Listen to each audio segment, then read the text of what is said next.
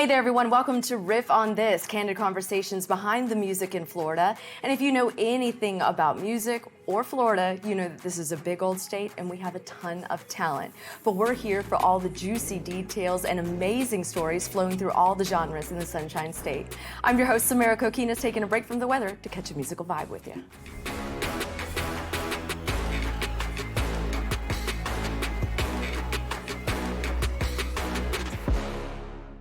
Hip-hop duo Smilez and Southstar emerged from the City Beautiful in the early 2000s. Their smash hit, Tell Me, quickly gaining popularity, hitting the top 40 and being played on radio stations across the nation. Jobs just to survive when I felt like killing myself.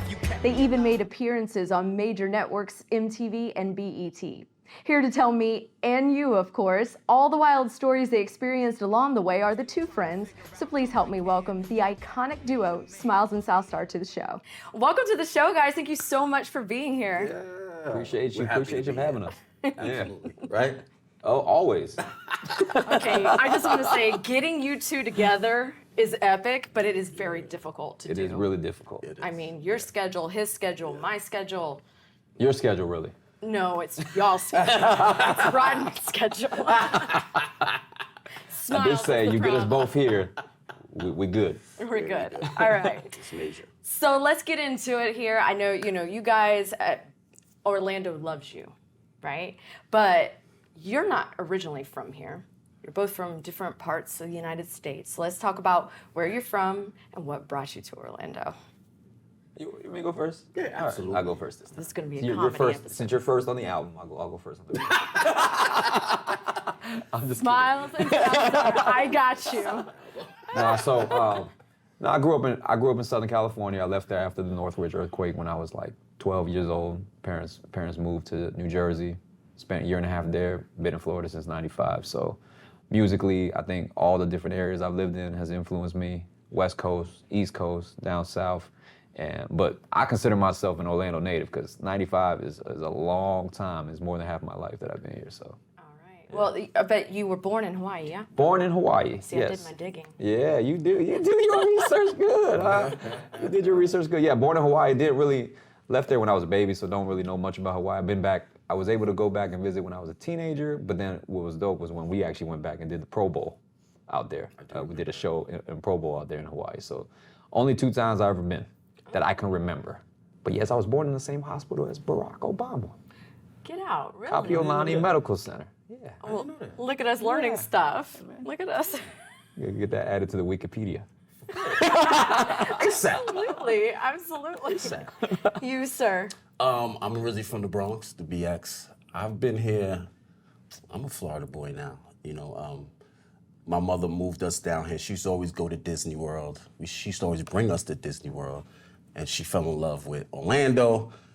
She came to me and said, we're gonna move down to Orlando. And I wasn't happy about it. I'm used to being where I was at. I had a lot of good friends, but she told me that I'm gonna have my own pool.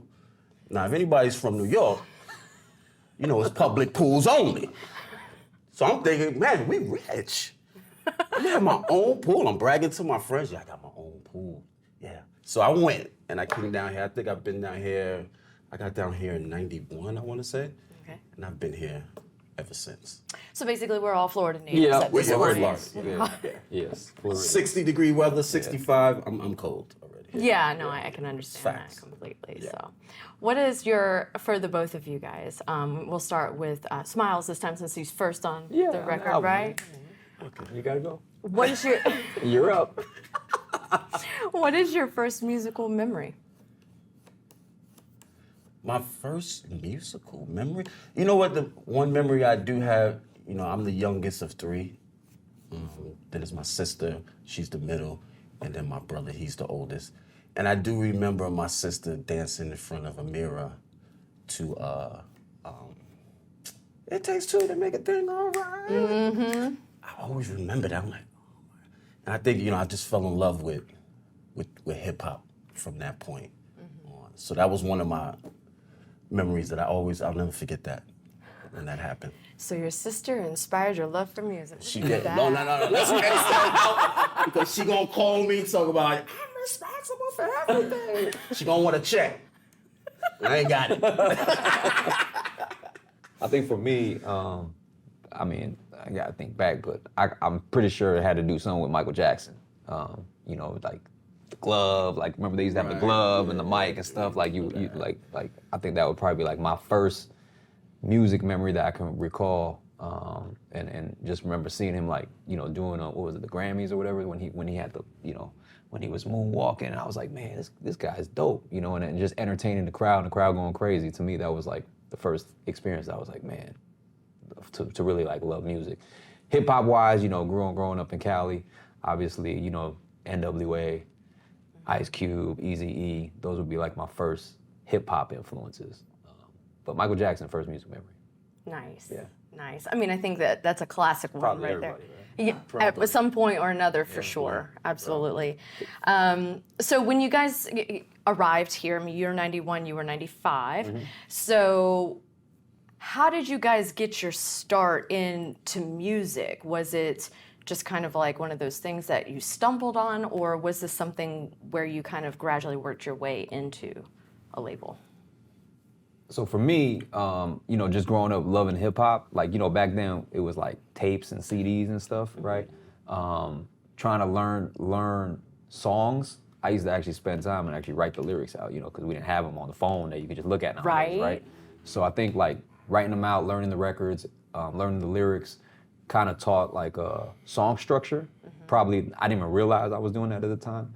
And then 16 bars. Yeah, 16 bars, you know, eight bar hooks, you know, like it's not like that anymore, man. Now they do a song for a minute and a half and they're good. But my first entry into like music, actually being an artist, it really wasn't even me. It was a friend of mine that was rapping, and he used to, you know, we used to always be together.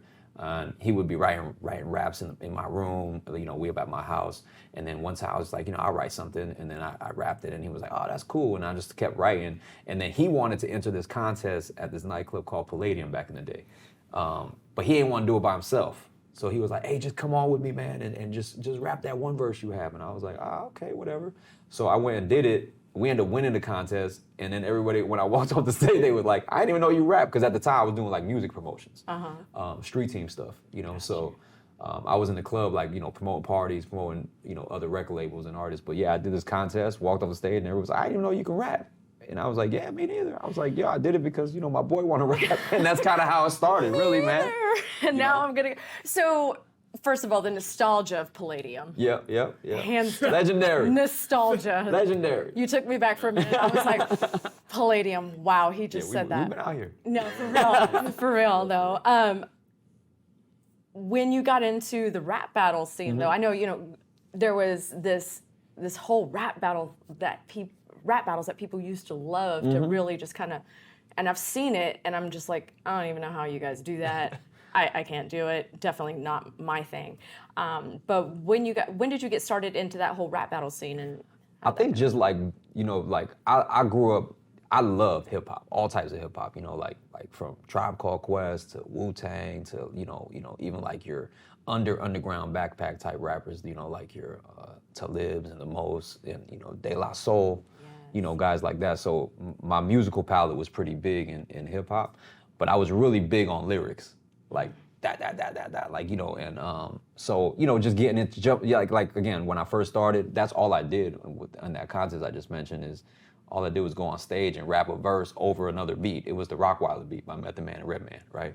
And oh, that's dope. I had to think about it. Like, you know what I mean? Like, so we just like, that's all I did was just rap a verse, you know, and we didn't have no beats. I didn't know no producers. You know, it's not like it is nowadays where everybody, you know, back then you had to have money probably to get in a studio and record a record. So everything was over another beat. So it really was almost like you were freestyling all the time, you know, and, you know, it's the more you do it, the more kind of you start, you know, it's like exercise, right? Or practice, I guess. Like the more you get better at it, and then, you know, you just start rapping with other people that rap, like just jumping in, and, you know, it never really always, it probably sounded terrible actually, but we thought it was probably dope at the time, you know, but as it went, and that's kind of how we got into it. And then, you know, out here back then, underground radio was really big. You know, a lot of pirate radio stations, you know, 95 Live was like a really, really big hip hop thing. And they used to do on Monday nights, like the local artists, like, you know, shout out Copperfield, Malik, and then they used to do like freestyle, like rap battles where you could call in and spit a verse. And then, so I did that one time and won. Again, I'm like, well, how am I winning? Like it's, because I'm just really just not doing it at the time, really just for fun, not even thinking anything. And, but that's kind of how I really got into it. And then, obviously being at Palladium, other guys that rap and, Big Will, was the guy that first gave me an opportunity to go into a studio. Wait a minute. Yeah. You skipped over a very imperative part of this story. Big Will saw you having an 8-mile minute here in the bathroom at Palladium when he discovered you. You did your research, for real. Research, sir. Yeah, so I mean, like, rest in peace to Will, man. Like, I tell everybody that, without him, I definitely probably wouldn't be rapping. He definitely gave, again, back in those days, like, it was hard to get into the studio, and he had a studio in Oak Ridge, and, he had seen me do the thing on stage, and he was like, yo, you're dope. And then, we're always there every Thursday night, I think it was. Palladium was like the night, right? Was it Thursday night? It was like Uptown Thursdays or something. I can remember this so clearly. I do have a good memory. You do. Crystal clear. He's like, yep, that's it. But yeah, so after that, like, we would be there all the time, and then, he had artists, and we would just all be rapping. And then I remember one time we was just, like, I went to the bathroom, and they were in there ciphering, and I just jumped in real quick, was like, and he was like, yo, you're dope. You need to come to the studio. And that's really how it started. And back then, remember, they didn't have no Pro Tools, no nothing. It was like on was it ADAT? ADAT. So you had to like rewind it to record, like punch. Like, it's crazy, man. Like, when I see the technology now, how easy it is. But yeah, I mean, that's really how it started. It happened by chance, and it was really because my boy wanted me to be on stage with him so he can be more comfortable. And I didn't know I could rap either. I just had, Crazy. That's funny. You were the man in the mirror, so to speak, when he found you. What about you, Smilez? Like, seriously, I know you didn't do too much of the rap battle thing, because I asked you guys to rap battle on here. Y'all are like, No. Don't let him fool you. No. Don't. He was a part of one of the most legendary moments in Orlando hip hop when they had a DJ battle. oh, And he had a nice little freestyle that was played that he did for his DJ. the truth is coming out, sir. Impeccable, like I said. He's like, man, I wish your memory wasn't so great right now. Let me be clear. I was never a freestyler. I never did. I was more of I wrote more. That was what I was really good at. I was a lyricist. Of course, he was a lyricist. I think that's how we really connected. But in New York, in the Bronx, we used to write rhymes. Like, I remember a guy named Tremaine. He's still my boy. Like, I still talk to people in New York. He used to help me write the bars out and figure out, 16, and the structure of it. And I used to write then. And then, I got into football. Football was my main thing. So when I went down to Orlando, my main thing was football, but I always had music, that I was very interested in. And then I hooked up with NSX. Say that name.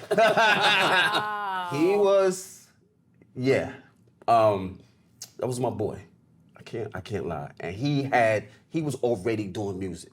So my thing is, okay, well, if I help him grow and get into the music, then I'll just come right after him.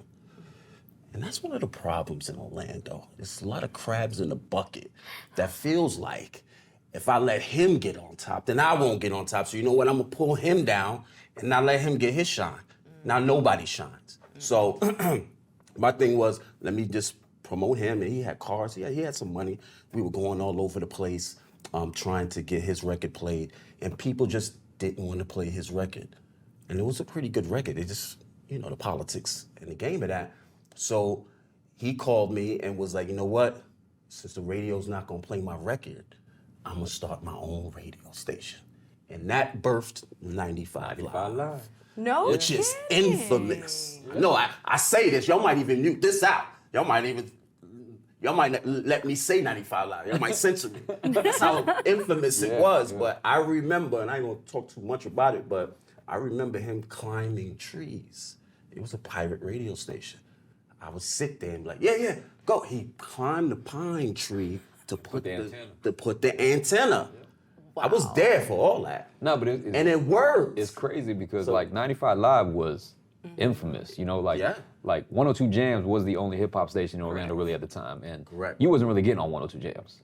You know, so anybody that was an artist or a rapper or wanted to get their music played, 95 Live was the only option.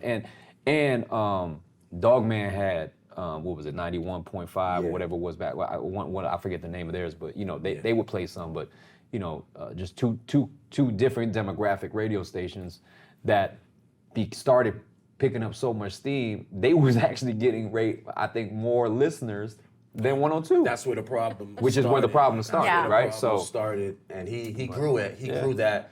So we did that, and then I used to go into the Sam Ash all the time.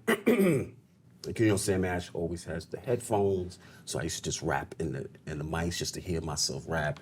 And then I ran into Dakari, and Dakari was the one that actually helped put things together. That eventually brought us together. Brought us together, but I knew, I'm gonna let you interject, but I knew of Southstar. Well, he was Northstar. I was about to. Okay, good. I'm glad you Northstar said back that then. because I'm like, before we get into how y'all became together like brothers, what's up with that? You went from North to South. Yeah, so that was that's what I went by. You know, Northstar was like my nickname when I found out I was gonna rap. Because I was like, wasn't really ready for it. I was like, well, I gotta come up with a name, and I thought Northstar. I was like, oh, that's the brightest star in the sky. You know, so I was like, cool, I'm gonna go Northstar. You know, and that's how, you know, doing those little shows, you know, the battles or, you know, opening up, you know, starting to kind of do that scene is how I initially met Smilez. Because he would be in that same scene, or he would open up, and I'd be. And again, we talking like, you know, late '90s, early 2000s. Like, it wasn't like it was now in Orlando, where you know hip hop's being played everywhere. Like back then, like it was Wednesday night. Everybody listening to hip hop was here. Yeah. Thursday night, everybody listening to hip hop was here because that was the only place we were allowed to go. Or it was a house party. Yeah, but it was the only place we were allowed to be at. They didn't really want hip hop yet. Right. Again, you know, I remember just my history of hip hop going back to like living in LA. I remember C. Dolores Tucker smashing those Snoop Dogg CDs because hip hop's so bad for you. Hip hop is so to see where it is now is incredible to me because it's like the mainstream music and it's acceptable everywhere. But yeah, that's how we originally met, just doing shows and stuff like that. South was the freestyler. Let's just be clear about that. He was the freestyler. No. I never took that route. I took more of the I wanted my name out there, so I had CeCe, the reggae ambassador. He was a big promoter. Mr. CeCe. Mr. CeCe. Yes. He was one of the Listen, biggest I've been promoters around. around that time doing reggae. Yes. And he used to spend a lot of money in radio doing commercials. And I was like, you know what? Maybe I should try to do a commercial for him. So I used to always hit him up like, yo, let me do a commercial for you. He never let me do it. And then one night. Well, how's your patois? It's not good at all. I don't think so. I'm like, I hear more New York. I don't really. It's all New York. It's all New York. So He's one like, nah, son. No, I'm just kidding. One night I seen him outside the club and everybody was around and I already wrote the rap for Jamaican Me Crazy and I just spit it right there. And everybody went crazy and he was like, you know what? Yeah, I'm gonna let you do one. So I end up being on the radio 6 days a week. Wow. Just doing his commercials. Just doing his commercials. So that's the route I took to. And then I was the one that would call in when they had a contest and rap. Like I think I won one with J Love one time on 102 when he was on. Like so that And before you even get to Dakari, we got to give props to DJ Eakin because he actually was the first one that Let's not forget that. brought us to. He was like, Smilez is dope, Northstar or Rob, whatever, you dope. And my was his cousin, right? Apollo, I think it was his cousin, right? Yeah. Rap. And I want to get y'all all on a freestyle. And what we did, he took us to Tampa, put us in the studio, and we all recorded a verse on the Change the Game, Jay-Z Dynasty album beat. So he was actually that was the first time me and him actually got in the studio, even though for like months or maybe years, we were like, man, we gotta do something, man. Because I remember when we would hear each other, we'd be like, bro, you dope, you dope, you dope. We would sound dope together. We never got together because again, studios, you know what I mean? I can see that whole, like years where before you guys got together. I could see that because scheduling you two to get here together. Again. Hey man, consistency. See, some things don't change. Some things don't change. So why did you change your name? So the reason I actually changed my name is because when we did get our record deal, we're probably skipping a whole phase, but by the time when we got the deal and we knew that we were going to put out an album, we started working on trademarks. And at the time, there was another artist that already trademarked North Star. So Dakari was actually like, just be Southstar, man, you from the South. And I'm like, all right, cool, let's do it. So then I actually had to go back and ad-lib Southstar everywhere I said North Star on the album.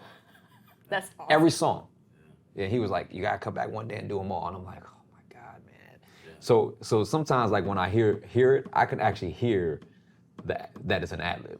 Like it doesn't sound like it was like I said it continuous, like it was like boom, Southstar. Yeah. So, but that was the reason. But hey, in the long run, it actually worked out, because we were from the South. So when you were on Maximilian Records, were you with a label before you guys? She did her research, man. I was You were not on a label before? On a label. Okay. It was just me, just trying to get my name out there. Now I knew of Maximilian, and I've been to their studio, and I know Will as well, but I never got with a crew, if you want to say. So it was Dakari when he came. It was Artist Direct, correct? So Dakari was with Trans. He was the in-house producer at Transcon at the time. Okay. Right. Artist Direct came later. Got you. Okay.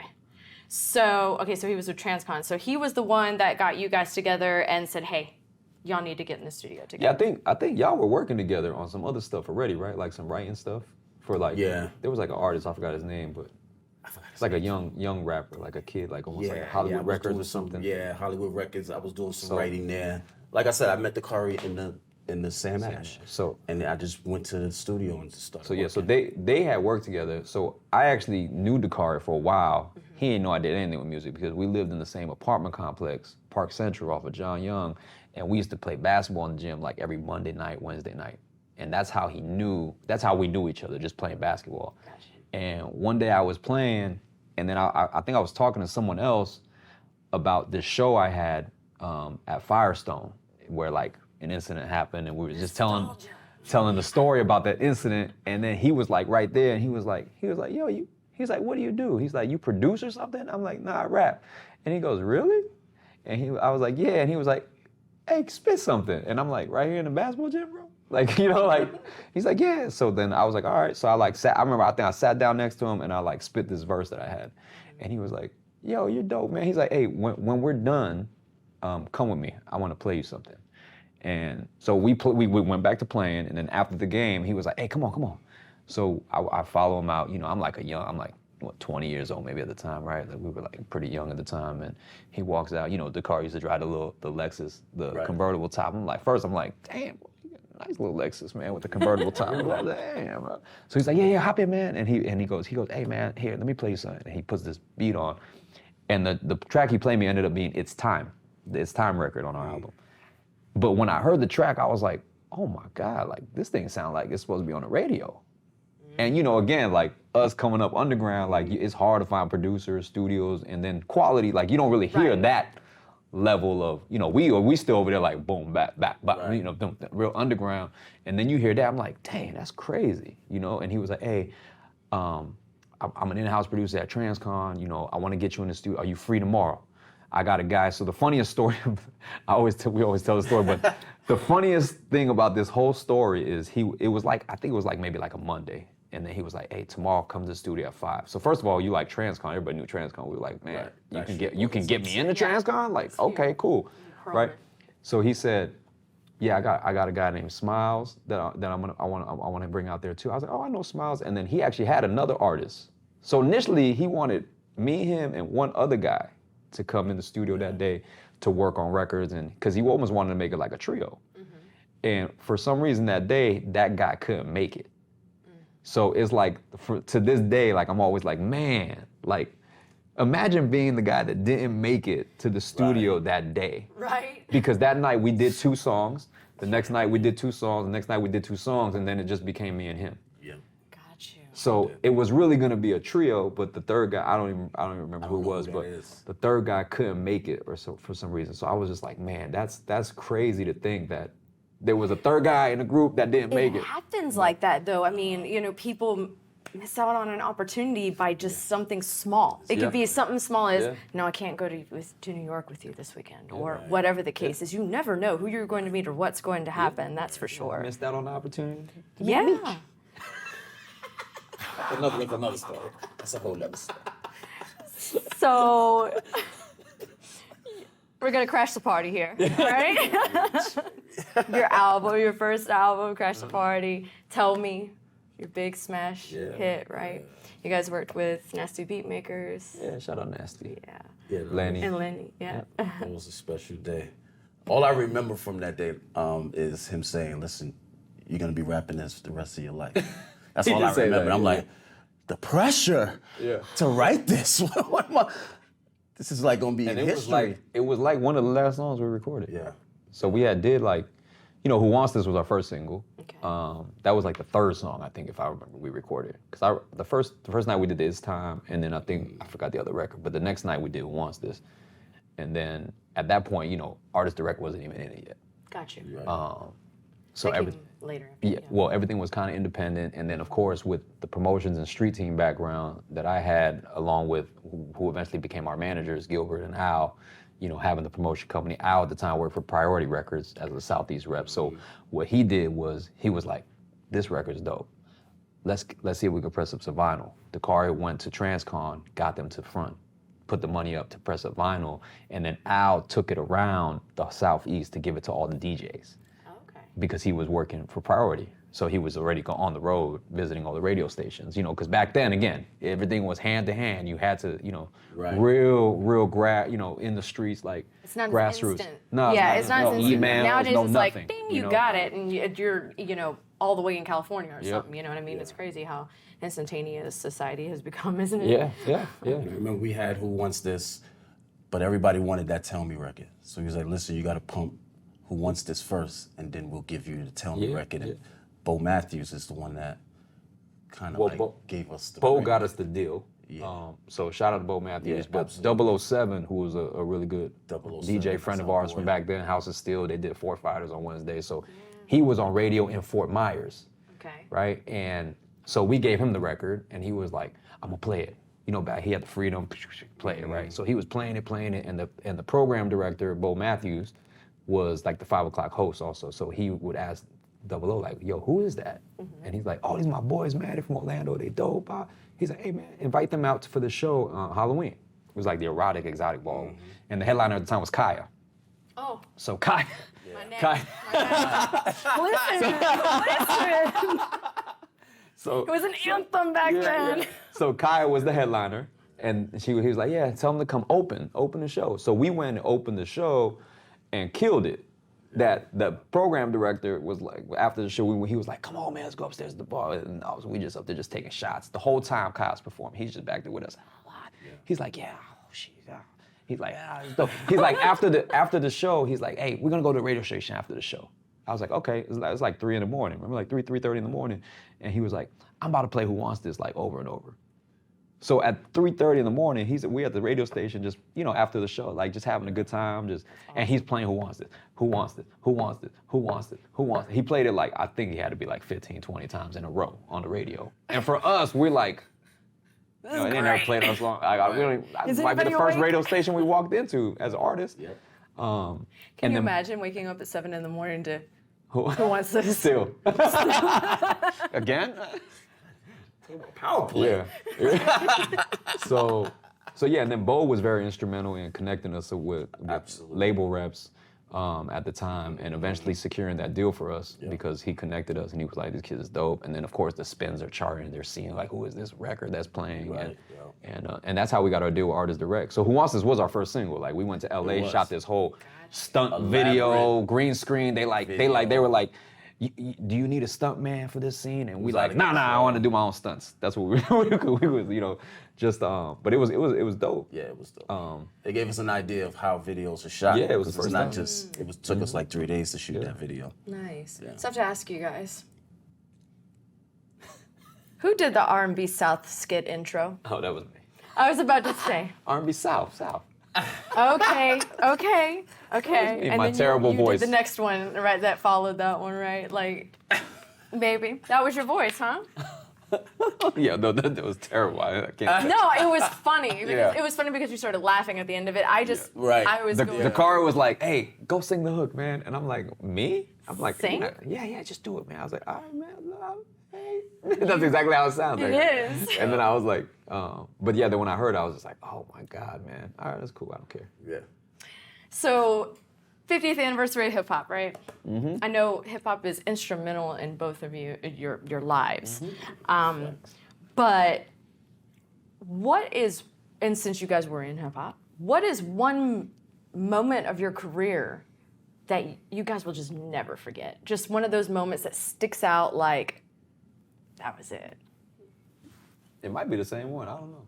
What would you? What are you thinking? So for me, it's easy. It'd be 106 and Park. Like I think performing on 106 and Park is like the number 5 record. Like it was incredible because I think as artists back then, like all you were like, I want to be on 106 and Park or One Day. Yeah. And for us to get there and It be was on the huge. couch and sit down and have the Yeah, that interview and perform, like, Yeah. you know, and then he's wearing a Colonial custom-made jersey. I'm wearing a Dr. Phillips custom-made jersey. So we're literally representing the city, our schools, you know, like, I think that, for me, that's the best memory. I mean, there's plenty, you know, all the shows that we did, I think were really dope, but. So I'm thinking about another time. But 106 and Park was instrumental because nobody really knew about Orlando. It was all Disney World and things of that nature. And I remember Free asking, the first question was, who are y'all? Right. You know? Right. And you're it's like, you're not gonna forget us. yeah, like you're not gonna forget it. Well, now you know. But that was a very important memory. But I think for me was the Rap City. Oh, Rap City. Rap City was dope with too. Tigger. Yeah. With Oh, wow, you Tigger. remember That is- something that you didn't. No, Rap City. Get outta here. No. Hold on. I tell everybody. Excited. Now, also, I tell everybody because people ask me, "Y'all did Rap City?" I was like, "Yeah." Smiles killed that one. Yeah. Ah, Yeah, that's they your killed moment. that one. Smiles murdered. And I thought it was important because I remember when they said we was gonna be on Rap City, and I was just writing in the van trying to come up with something crazy because nobody knew about Orlando. Everybody just knew Backstreet Boys and Sync. They didn't know there was some real lyricists in Orlando, so I made it a point on Rap City that we gotta come with it. And we did. Yeah, Rap City was crazy. killed it. That was one of the classic. Like I remember performances walking we out the did. booth and Tigger like, "Yo, y'all killed it." And actually, Tigger and us became pretty tight after we did Rap City because we would run into him he like, "Hey, come on, man!" Like, because I remember because it was almost like actually from a hip hop moment that probably is number one because that was almost like our test to the Right. world. Yeah. All right, can y'all spit? Yep. Let's put you in the booth. Let's go. Because I almost felt like that's how he introed it when he was like, Right. "Y'all ready for the booth?" And that was a famous let's one go. because we had people coming up to us spitting the whole verse to Yeah. us Yeah. in the street. Wow. So it was very important, and it opened the doors Yeah. for Orlando hip hop. And then the next Now a thing lot you of people know this now, but before we had hate. Let's just be real about it, because they thought we just came out of nowhere. Everybody We got hate. Didn't. It's all good, man. We didn't come from anywhere. We worked our way up to that, and we really solidified that Orlando does have. You got to think at the time, like hip hop was still very much New York, LA, right? Like even Atlanta wasn't really even accepted quite yet at that point, Right. when we came out. So for two guys from Orlando, And who the Memphis hell? was kind of doing their own thing Yeah, and, for a hot minute.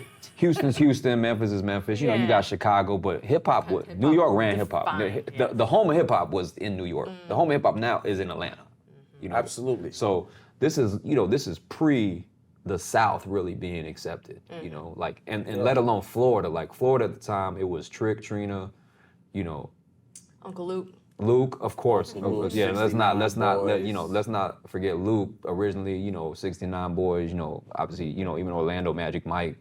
The Pioneers and stuff. But yeah, I mean, but from a hip hop level, like Florida, like Trick and Trina, and then probably us Yeah. because we were before Plies, we were before T-Pain, we were before Rick Ross. Yeah. And we were And you before. gotta think about in the clubs in Orlando. Yeah. They were all yelling at you. It was all- New York, a lot of New York records, Bronx. still Where's do that. Brooklyn at? Where's Yeah. They still That's do it a that's little certain bit. clubs. Yeah. But now, Actually, they shouting out Orlando, Mm-hmm. Pine Hill, Yeah. Carver Show. They're doing that more. Back in those days, they weren't. It wasn't cool to be in It was Orlando. a different time, but yeah. So Those are both legendary, by the way. what was it like quickly here. What was it like touring with Beenie Man? Tiring. Nah, no, it was fun. That was but incredible. Incredible. Like, first of all, Beanie's like a god in dance hall. So like it was like we stayed and watched his show, I think, every night. Which is why I say it's tiring, because then you watch Beenie Man, and Beenie Man never sleeps. You know, Beenie Man used to be like, sleep when you're dead. And I'd be like, bro, if I don't sleep, I might be dead. Because I am tired. I'll never forget when he said that. Like when we toured with him, it was weird because it was like, okay, this is a reggae act and we're hip hop, but it was our first tour, so we was down for it. And I remember the first show was New Jersey. The first show, Newark, New Jersey, in the middle of Newark, New Jersey, in a community center hall. Yeah.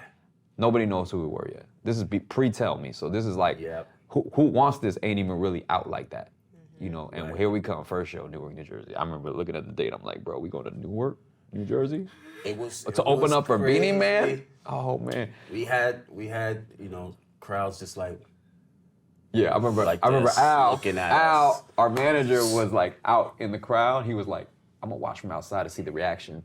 And he was like, I was just watching to see if anybody was gonna throw something at the stage, like, get him off the stage, get him Beenie Man. And we went out there and we was like, hey. And it was just quiet. And we'd be like, oh. And then, hey, quiet. And then it was, oh. And it was like, all right, cool, let's get this third song done and let's get out of here. And I think we walked off, was like, hey, nobody booed, and they didn't throw nothing at us. And actually, a couple people were like, hey.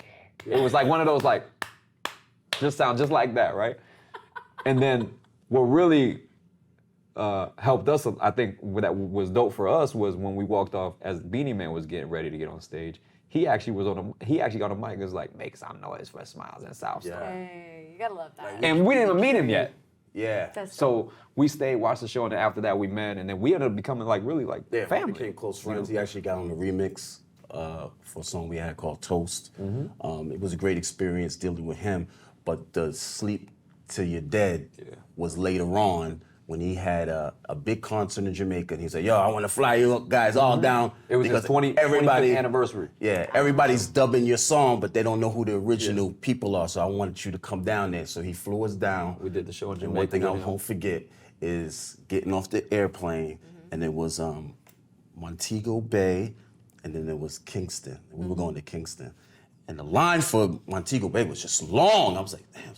And nobody for Kingston. It was like, yo, where we going, man? You sure? This is our first time in Kingston. And he picked us up, and we went to his house, and they treated us like kings, and we partied all through the night till the morning. We was exhausted, and we were like, yo, so what's crazy is, I think from the airport, either from the airport or the hotel, when we ended up traveling together for his, like he would pick us up from the hotel, go to his house, which is a compound, had a studio and everything.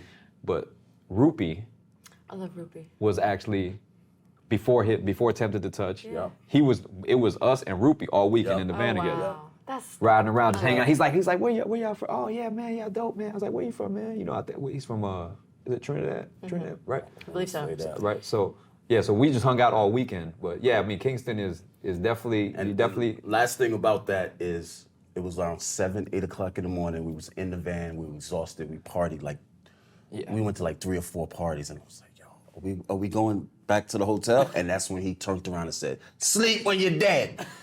I'll never forget that. And I think we went to like another a field, like a party in the field. Yeah. Of course. What do they call those? The Bashment. It was a carnival. Hey, you know your thing. I know. Yeah, speakers everywhere. I'm over here like, oh my God, I'm exhausted.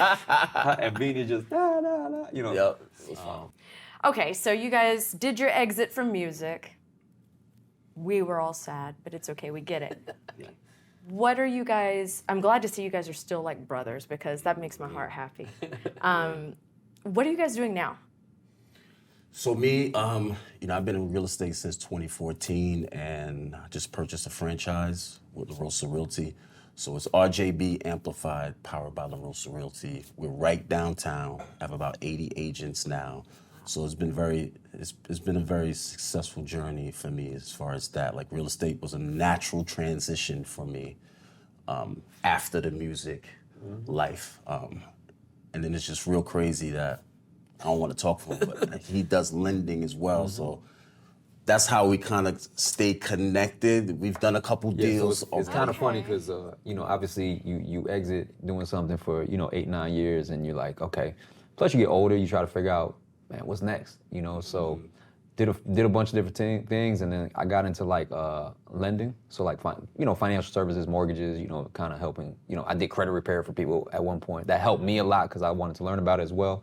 So we laughed because we were like, now it's like, back then the music is Smilez and Southstar, but now it's like we got Rob and Rodney.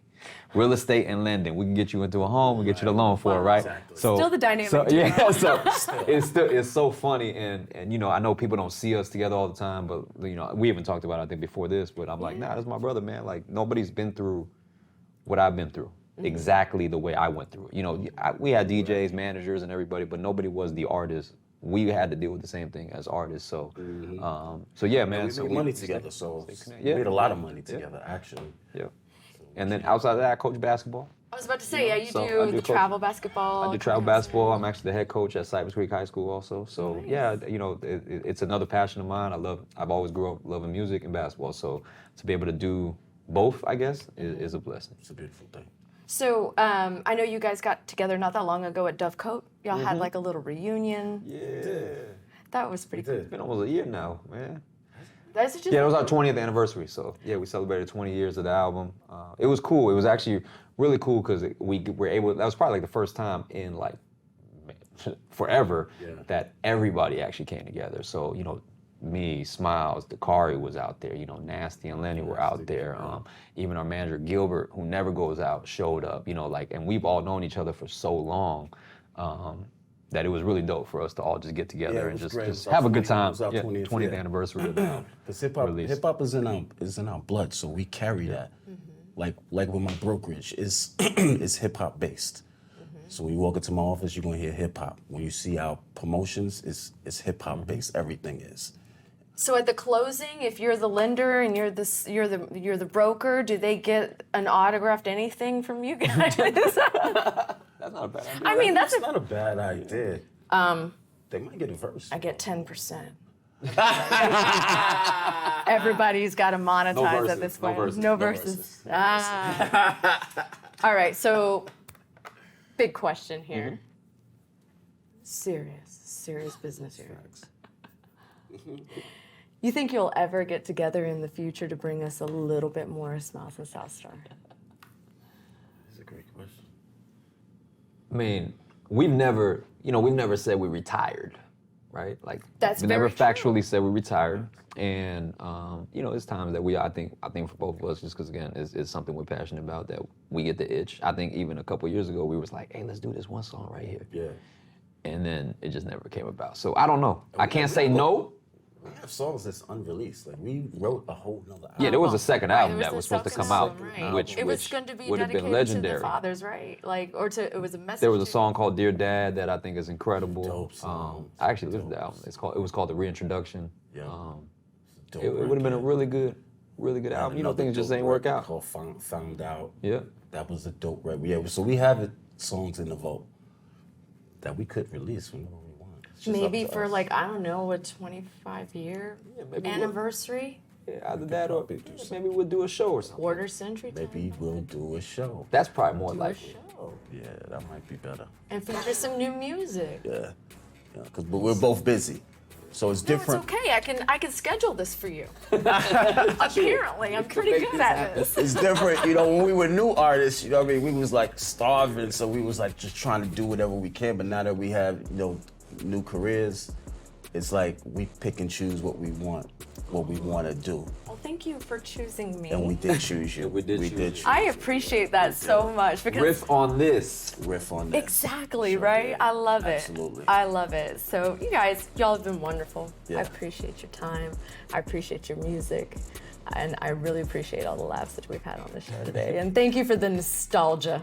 Wow, you made me feel old today. But we're not old, right? We're not old. We're No, young. Never that. Yeah, forever young, We're right? young. Forever young. Well, thank you guys so much for Appreciate joining it. me. I really Yeah. do appreciate it. That's going to do it for this episode of Riff on This. Be sure to stay locked in tight. I'll have another episode coming to you soon. Thanks for listening to Riff on This, and a huge thank you to our special guest, Smilez and Southstar. Be sure to follow the duo on their social media pages. On Instagram, to follow Smilez, search RJB Amplified. And to follow Southstar, search I Am Southstar.